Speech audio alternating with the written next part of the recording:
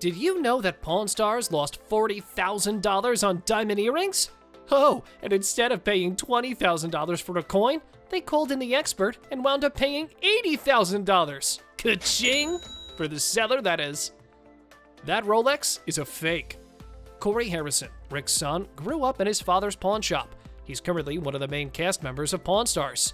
He might have a lot of experience with jewelry now, but that wasn't always the case. Back when he was just starting out, he made several bad deals, and all of them included expensive Rolex watches. When he was 18, he bought 6 fake wristwatches in a single week. He thought he made a killing, but wound up almost killing the shop.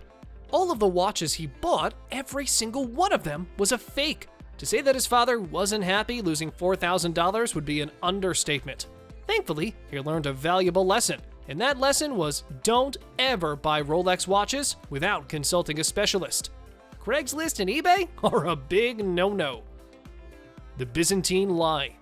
Chester was the proud owner of a 1,000-year-old Byzantine coin. The coin was forged by Constantine IX after he transferred the seat of the empire to Constantinople. The telltale sign that this was minted by the Byzantines is the concave, almost cup-like shape. Rick immediately realized that it was worth a lot of money, especially since it was a gold coin, so they started haggling. Chester was looking for $2,000, but Rick started with $800. After a little back and forth, they settled on $1,100. After buying the coin, Rick called in David Vaggi, an expert on ancient coins. He told Rick that the coin was worth between $700 and $1,000. Despite it being a 1,000-year-old gold coin, the US market wasn't interested in these coins, so its value declined significantly. The strong box that's not so strong. This is Bill. He came into the Pawn Stars pawn shop carrying a Yuma prison ball and chain inside a Wells Fargo strong box. He wanted to get at least $2,000 for it, so Rick and his dad came in to smash that like button just like you should do if you haven't done so already. But no, in all seriousness, they came in to have a look at the strong box. Even though they looked authentic and cool, the fact that it had a Yuma prison stamp on the ball told Rick that this is a fake ball and chain. The second concern he had were the electric welded arcs on the chain links. They didn't have electric welders back in the 19th century. One down, one to go. After looking at the Wells Fargo strongbox, Rick didn't want to call in an expert and have it evaluated. He started haggling with Bill and got this rare piece for $450. After Bill left, Rick called in an expert and had the thing evaluated. He found out that the strongbox was a fake one. How did they know? Well, on the original strongboxes, it said Wells Fargo and Company Express. This one just had Wells Fargo Express. Long story short, it was a well-made box, but it wasn't a $450 box. Diamonds are a pawn shop owner's worst nightmare. When Pawn Stars was just starting in 2010, Rick Harrison told his History Channel fans how he lost $40,000 on a pair of diamond earrings.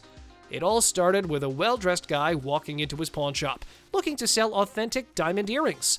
Rick knew the diamonds were real, and after a couple of questions, he could tell the seller knew his stuff. They settled on $40,000, and the guy walked out the door. The next day, the police came to the pawn shop, and Rick almost went to jail. It turned out that the earrings were stolen. Rick helped the police track down the thief and detain him, but he did have to return the expensive earrings, which means he was $40,000 in the dump. The pawn poster. In season 4 of Pawn Stars, Rick got lucky. A guy named Steve came into the shop looking to sell his 4 vintage pawn shop posters. Rick knew they were rare and cool. One of them was written in French. Another one was a silent movie poster called Pawn Shop Politics. Steve was looking to get $2,000, but Rick stood his ground at $1,500. After selling the posters, Rick sent Corey and Chum to get the posters framed. Thinking that Rick was going to sell them, they sold one of the posters to the guy at the frame shop. He got a nice deal on it, $1,500 for the Pawn Shop Politics poster. When they came back to the store and told Rick the quote-unquote good news, he was livid. Rick already made room for the 4 posters on his wall, and these 2 chumps sold one of them. They made money, but they didn't make Rick happy. The sniper's missed shot. Chumlee does it again. We know he's a good guy, but sometimes he's not the sharpest tool in the box. For example, one time, a guy called the pawn shop to sell his 2000 coin-operated arcade game, Dark Silhouette. Rick sent Chumlee over there, and he liked that the game was in pristine condition. The guy was looking for $2,000, but only sold it for $700. When he came back to the store and told Rick what he did, he didn't like the response. The arcade was worth $700 on a good day. Flamethrower burn. Man, Chumlee shouldn't be left alone in that store.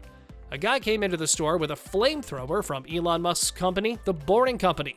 He bought it on the spot for $1,400 and then got to have a little fun with it. Rick got it evaluated later and found out it was worth smashing the subscribe button just like you should do if you haven't done already. Oh, but no, seriously now. The flamethrower was only worth $1,200. Chumlee, being the nice guy he is, offered to buy it from Rick from $1,000. That way, instead of losing $200, he would have lost $400. When shoeless means clueless. Shoeless Joe Jackson was an American baseball player who never signed anything. He had bad handwriting, so the few things he did sign, his wife had to authorize. This guy came into the store with a rare signed copy of Say It Ain't So.